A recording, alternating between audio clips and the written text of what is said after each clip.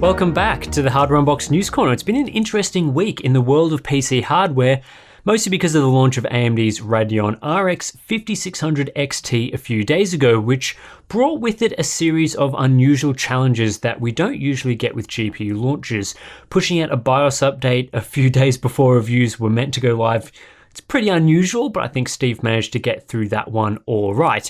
In fact, this week's opening topic in News Corner is going to be about the Radeon RX 5600 XT because it's become increasingly clear in the days after its launch that there are some lingering issues with the way AMD has handled this one.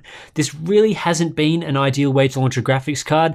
It's going to cause lots of weirdness in the short term, so let's talk about it. The big one, as we mentioned in our review, is that AIB RX 5600 XT shipped to retailers before AMD decided to bump up performance through a VBIOS update. So if you buy an RX 5600 XT off the shelves, at least this initial batch in the first few months will be slower than the updated models, at least until stock runs out and factory updated cards start filtering through. And we're assuming all future models will come with the new VBIOS pre-installed, but again, we talked about all this stuff in the review. What has been interesting to see is how various manufacturers are handling the VBIOS update process, what cards are getting what sort of updates and so on. For most manufacturers, all you have to do right now is head to the graphics card's support page, download the BIOS update utility and install it. Fairly straightforward, although definitely an inconvenience for people who buy these early cards.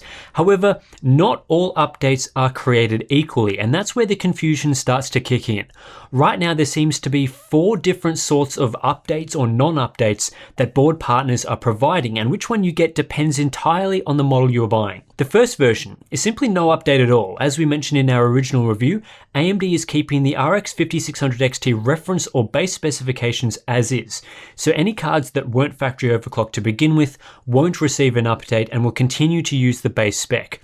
One example of a card like this is MSI's Mech, which is a base spec card. This shouldn't be confused though with the Mech OC, which is a factory OC card that should receive an update. And that in itself is confusing and not a great situation for customers, as the Mech OC version after a VBIOS update could be 13% faster on average than the non-OC model, which is a much wider gap than we usually get between OC and non-OC cards. You'll need to be much more careful than usual to make sure you're getting an OC card with the 5600 XT series. The second version is no update being available yet. Gigabyte, for example, haven't yet published an update for their WindForce OC model. Presumably this card will receive a new VBIOS update as it's, a factory OC card. Meanwhile, the gaming OC has got a VBIOS update ready to go. Again, annoying for those that bought the WindForce card not to have an update available. The third version is, of course, the full benefits of AMD's VBIOS update. This includes an increase in the max boost clock from 1620 MHz to 1750 MHz and a substantial gain to the game clock. For most OC models, this is a bump up to at least 1615 MHz, in some cases shifting from 1560 to 1670 MHz. On top of that, we get the memory improvements as well, upgrading the GDDR6 from 12 gigabits per second to 14 gigabits per second. But the fourth version of the update is the most confusing. Many cards simply aren't validated to run their GDDR6 memory at 14 gigabits per second, so many AIBs are opting not to provide an increase to GDDR6 memory speeds in their VBIOS update. Cards from ASRock, MSI, and ASUS are among those that will receive a clock speed increase but won't gain faster memory, as the chips on the cards themselves are only rated for 12 gigabits per second speeds. To rectify this, some board partners are releasing new RX 5600 XT models that do feature 14 gigabits per second validated memory. MSI is going to push out a Gaming Z version, which is a Gaming X with 14 gigabits per second memory, while ASUS will have an ROG Strix top model. But the story isn't over. MSI's Gaming X is a card that won't be receiving an update to 14 gigabits per second memory.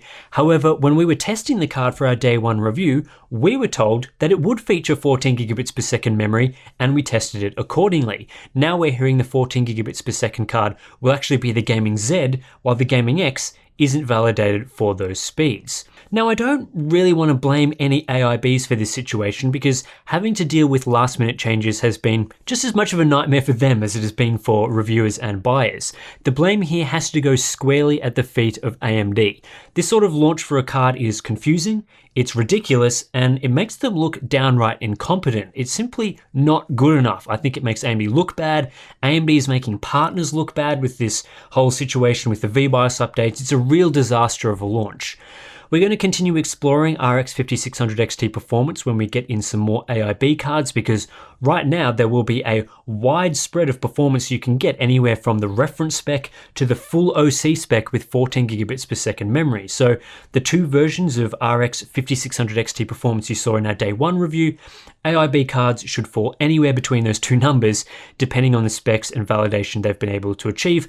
But only through looking at the spec sheets and with reviews will you be able to actually find out how far along that spectrum those cards will fall. The memory situation is by far the worst too. AMD's Navi GPUs benefit significantly from faster memory. They're really starved of bandwidth in a lot of situations, so the bump up from 12 gigabits to 14 gigabits per second of GDDR6 helps provide a lot of the performance gains we saw with the VBIOS update.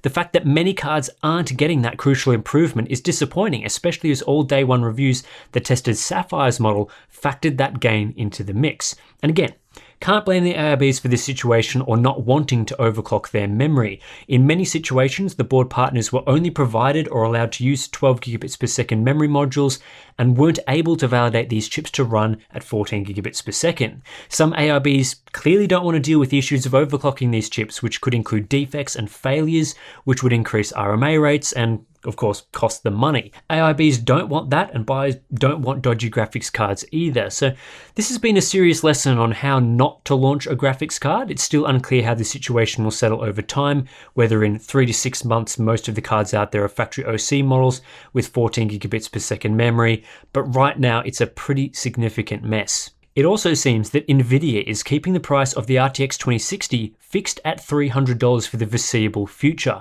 One thing that we were wondering around this GPU launch was whether NVIDIA's price reduction on the RTX 2060 would be temporary, just to disrupt things around RX 5600 XT reviews, or whether buyers would continue being able to buy these cards at $300. Well, it seems that $300 price is here to stay.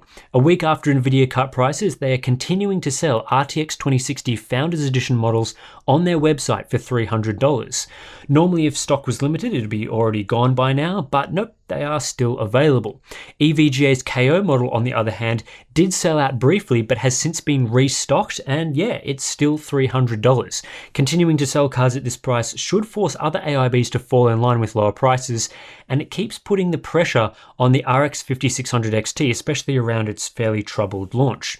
Speaking of the EVGA KO model, Gamers Nexus made an interesting discovery that this graphics card is not using the regular TU-106-200A GPU that we've seen on most of these models since launch. Instead, NVIDIA has supplied a TU-104-150, a seemingly cut down version of the GPU used in the RTX 2070 Super and RTX 2080. The die is physically larger at 545 square millimeters instead of 445 square millimeters, confirming it is a TU-104 like the marking on the chip suggests. Gamers Nexus have a full performance breakdown of this card on their channel, which is well worth watching, as it seems this cut down TU-104 doesn't perform exactly like a TU-106, instead providing sometimes significant performance gains in workstation applications. Gaming performance is unaffected, but yeah, the stuff about workstation performance is certainly interesting, so head over to Gamers Nexus and give that a view. It's very interesting stuff. AMD has allegedly updated the Wraith Prism box cooler they provide with some of their Ryzen CPUs, including the Ryzen 7 3700X through to the 3900X and the Ryzen 7 2700X. As spotted by Chinese website XFastest, there is a variant of the Wraith Prism floating around with 6 copper heat pipes instead of 4. Outside of this, the coolers appear identical, including their aluminium fin stack and black fan area with some LED lighting. It's not clear why this change would be made. The existing Wraith Prism has been sufficient for AMD's most powerful AM4 CPUs, such as the 3900X and 2700X with 105 watt TDPs. 2 additional heat pipes should improve cooling capacity, allowing the CPU to run at lower temperatures potentially, at of course the expense of increased costs. XFastest also say the new Wraith Prism is using the same part number, so who knows what is going on there. We'll have to see whether this new 6 heat pipe design shows up in more CPUs across the globe, although it's not the first time AMD has updated their cooler design. The Wraith Spire received an update a while back to remove the copper slug, presumably to reduce manufacturing costs. Intel are set to launch a new power supply standard later this year according to Custom PC, which is called ATX 12VO. The 12VO part of this name stands for 12 volt only, indicating this standard removes the 3.3 volt and 5 volt rails in favor of a single 12 volt rail, helping to simplify PSU designs and cut down costs. The changes here include replacing the 24-pin ATX connector with a 10-pin variant, with the EPS connector becoming optional.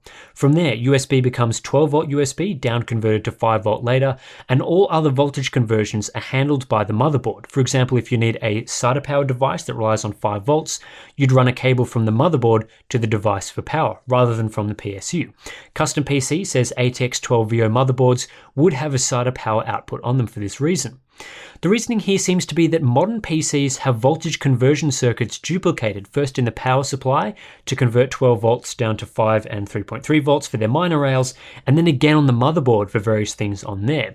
ATX 12VO cuts out the PSU side, allowing the motherboard to do everything else, which seems fine given most high power components like GPUs can still use the beefy 12 volt rail directly from the PSU. This cuts down power supply costs and could help improve efficiency. For now, the ATX 12VO spec is designed for system integrators only, as the DIY market pretty much isn't ready or built for this sort of change, but who knows where it will end up over time. Various other Intel rumors have popped up this week as well. MSI's Z490 motherboards have appeared at the EEC, potentially signaling that these boards are ready to go for Intel's upcoming 10th gen Comet Lake S series. The boards include products such as the Tomahawk, the Gaming Edge, the Unify, and the Godlike, all the familiar names we've seen from MSI motherboards recently. But generally, we don't like to read too much into regulatory submissions. Two other motherboards have also popped up recently. H510 has been seen as an entry, potentially to support a Comet Lake successor codenamed Rocket Lake. That said, Rocket Lake isn't expected until next year, so not sure why H510 stuff would show up so early. Then there's a brief B460 entry in CSoft, which seems to be much more likely. We'd expect Z490 and B460 to launch at or around the same time to support 10th gen parts.